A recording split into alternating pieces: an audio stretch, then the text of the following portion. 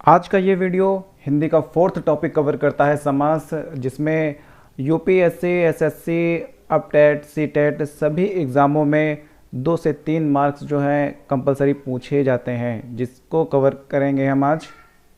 और समास की ऐसी ट्रिक जिससे प्रश्न देखते ही आप उसका उत्तर दे पाएंगे, और साथ ही कुछ एमसीक्यू जो कि एग्ज़ाम बेस्ड क्वेश्चंस होंगे उसको सॉल्व करेंगे। और उसके बाद लास्ट में कुछ आपसे एमसीक्यू क्वेश्चन पूछे भी जाएंगे जिसका आंसर आप कमेंट बॉक्स में जाकर देंगे।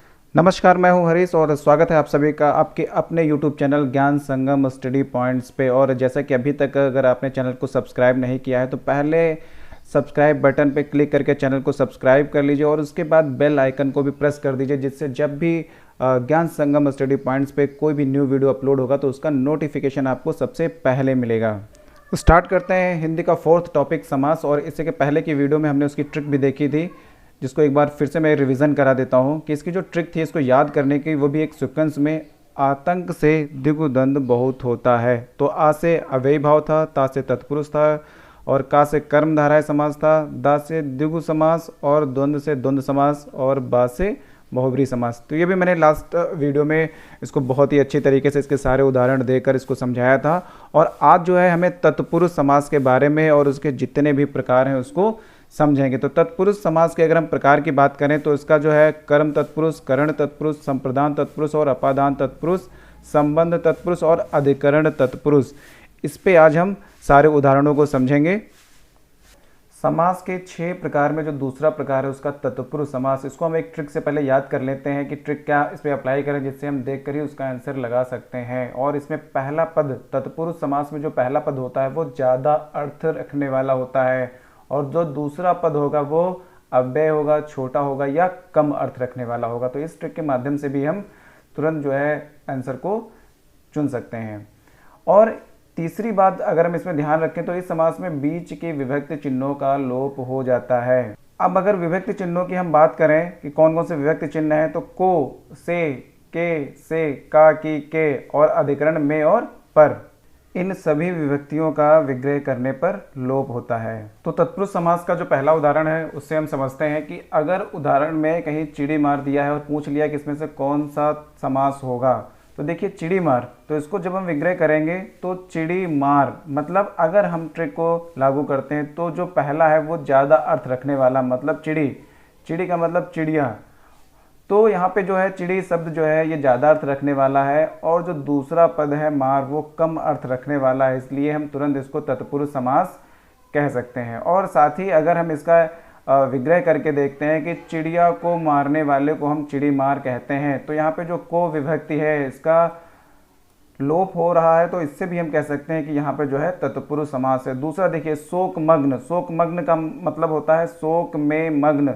तो यहाँ पे भी तत्पुरुष समास होगा। तीसरा उदाहरण देखते हैं जलहीन, तो देखिए जलहीन में अगर हम बात करें जल, तो मतलब जल जो है ज़्यादा अर्थ रखने वाला है और हीन जो है कम अर्थ रखने वाला है, इसलिए हम इसको भी कह सकते हैं कि तत्पुरुष समास है। या इसका हम अगर विग्रह करते हैं तो जल से हीन, तो यहाँ पे भी जो है तत्पुरुष समास होगा। लेकिन कौन सा तत्पुरुष समास होगा?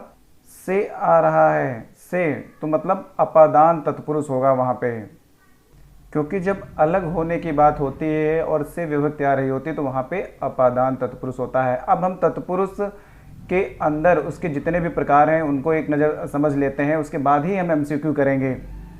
जैसे इसमें कि पहले अगर हम बात करें तो तत्पुरुष का जो पहला प्रकार है कर्म तत्पुरुष है। कर्म तत्पुरुष में क्या होता है कि इसमें कर्म कारक की जो विभक्ति को का लोप हो जाता है। जैसे कि अगर हम उदाहरण देखें गगन चुंबी, तो गगन को चूमने वाला, गगन चुंबी का अगर हम विग्रह करते हैं तो गगन को चूमने वाला, तो यहाँ पे को विभक्ति का लोप हो रहा है, तो वहाँ पे हम करेंगे कर्म तत्पुरुष। यश प्राप्त, यश को प्राप्त, तो यहाँ पे को विभक्ति आ रही तो यहाँ पे हम कर्म तत्पुरुष। चिड़ी मार का भी मैंने उदाहरण बताया था, अगर चिड़िया को मारने वाला अगर को आ जाता है, को विभक्ति का लोप होता है, तो वहाँ पे कौन सा होगा? कर्म तत्पुरुष समास होगा। रथ चालक, रथ को चलाने वाला, को आ गया यहाँ पे विभक्ति, तो यहाँ पे भी कौन सा समास हो जाएगा? कर्म तत्पुरुष हो जाएगा।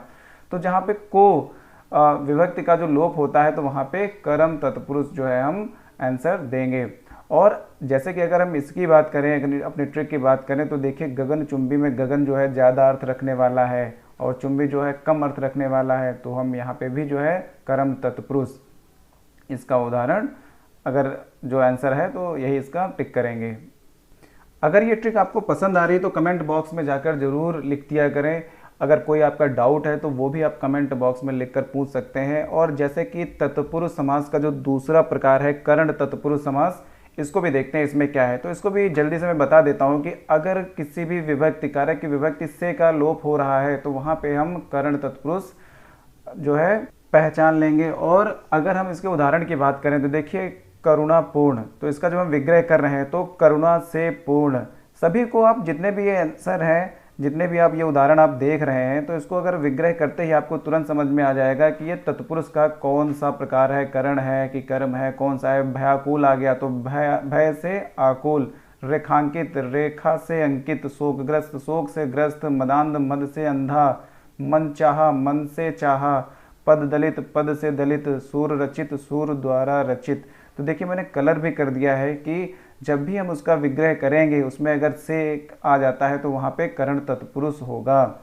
तीसरा उदाहरण अगर हम देखते हैं कि संप्रदान तत्पुरुष। संप्रदान तत्पुरुष में क्या होता है कि संप्रदान तत्पुरुष में के लिए जो है विभक्ति का लोप हो जाता है। तो जब प्रयोगशाला, प्रयोगशाला का हम विग्रह करेंगे तो प्रयोग के लिए शाला, प्रयोगशाला जो होता है वहाँ पे प्रयोग के लिए शाला, देखिए के लिए आ गया है तो के लिए आ गया तो वहाँ पे संप्रदान तत्पुरुष होगा। यज्ञशाला, यज्ञ के लिए शाला, गौशाला, गौ के लिए शाला, देशभक्ति, देश के लिए भक्ति, डाक गाड़ी, डाक के लिए गाड़ी। तो यहाँ पे जो कारक की विभक्ति के लिए आ रहा है तो वहाँ पे होगा संप्रदान तत्पुरुष।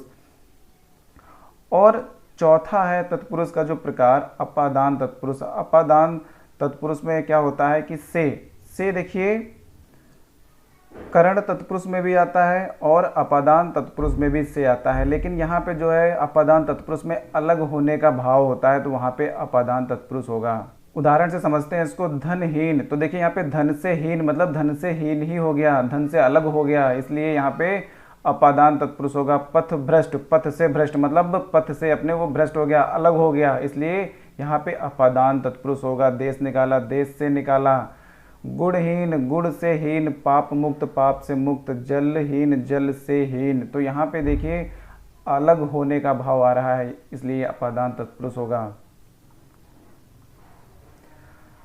तत्पुरुष समास का जो पांचवा और छठा प्रकार है संबंध तत्पुरुष और अधिकरण तत्पुरुष, इसको भी हम देख लेते हैं कि अगर कहीं कारक की विभक्ति का, के, की का लोप हो रहा है तो वहाँ पे संबंध तत्पुरुष होगा। जैसे कि राजपुत्र का अगर हम विग्रह करते हैं तो राजा का पुत्र, इसलिए वहाँ पे संबंध तत्पुरुष होगा। राजाज्ञा, राजा की आज्ञा, वहाँ पे भी संबंध तत्पुरुष होगा। पराधीन, पर के अधीन, के आ रहा है, मैंने कलर भी कर दिया है, इससे भी आप आसानी से समझ सकते हैं कि अगर का की के विग्रह करने पे आ रहा है तो वहाँ पे संबंध तत्पुरुष होगा।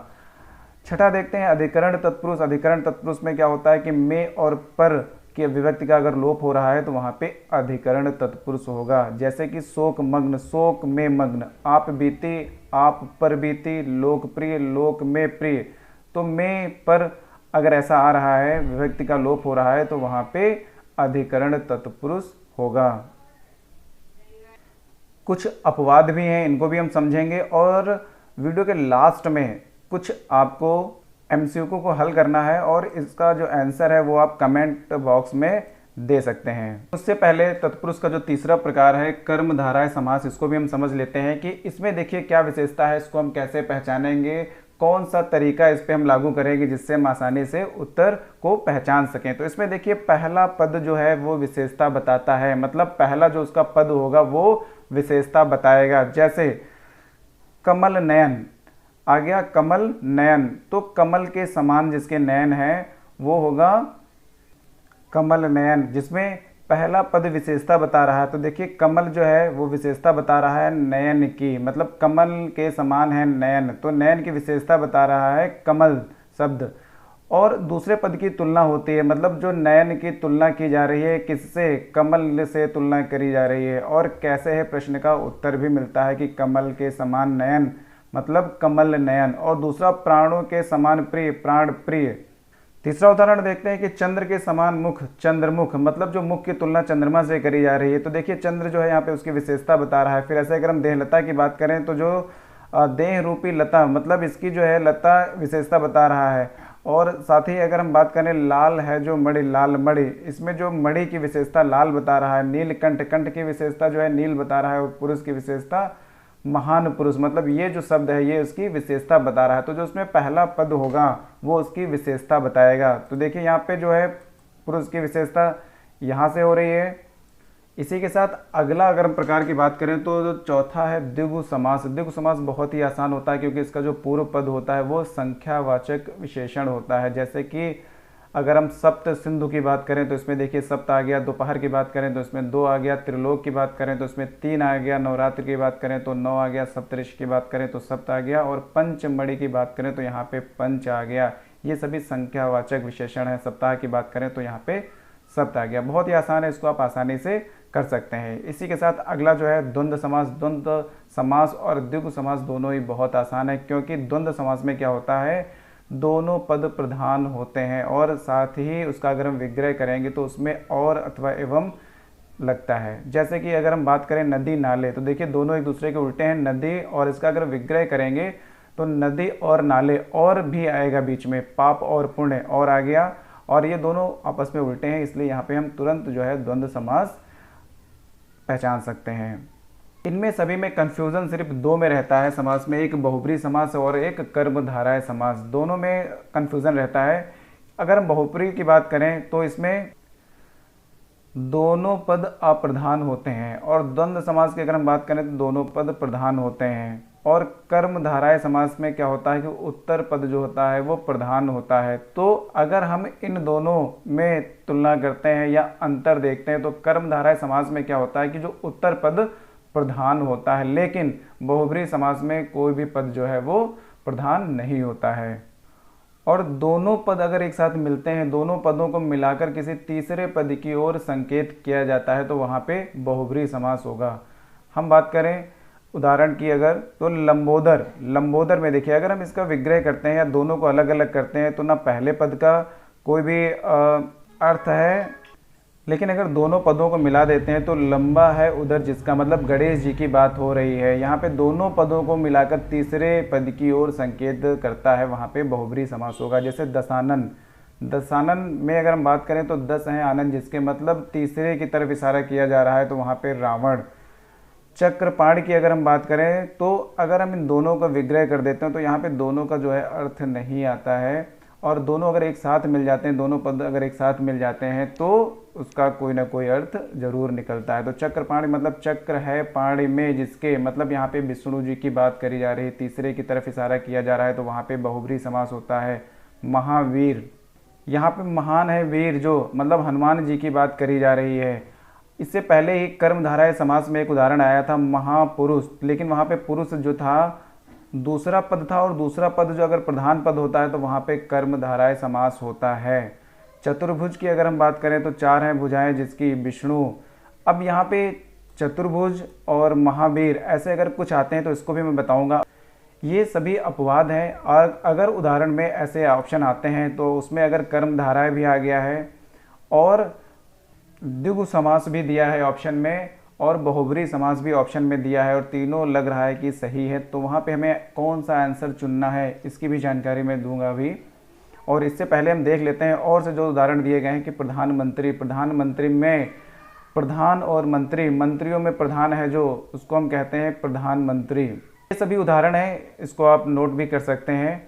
और निशाचर, निशा में विचरण करने वाला, मतलब जो है अगर हम इसका विग्रह करते हैं तो कोई भी अर्थ नहीं है दोनों पदों का, लेकिन अगर दोनों पदों को हम मिला देते हैं तो वहाँ पे जो है तीसरे की तरफ अगर इशारा हो रहा है तो वहाँ पे बहुब्री समास होगा।